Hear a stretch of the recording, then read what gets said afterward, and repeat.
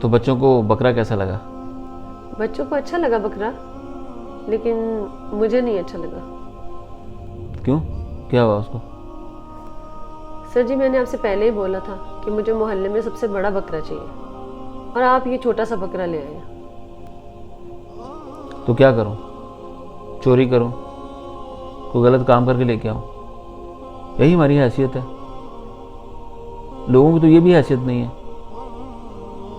وہ تو بات ٹھیک ہے، لیکن پھر بھی محلے میں بھی تو عزت کا سوال ہوتا ہے، سب دکھاتے ہیں، ہم کسی سے کم تھوڑی ہیں۔ کیا دکھانا ہے اس کا؟ اللہ تعالیٰ خود فرماتے ہیں مجھے نہ آپ کا گوشت پہنچتا ہے نہ خون پہنچتا ہے، آپ کا تقویٰ پہنچتا ہے، آپ کی قربانی پہنچتی ہے، آپ کی نیت پہنچتی ہے۔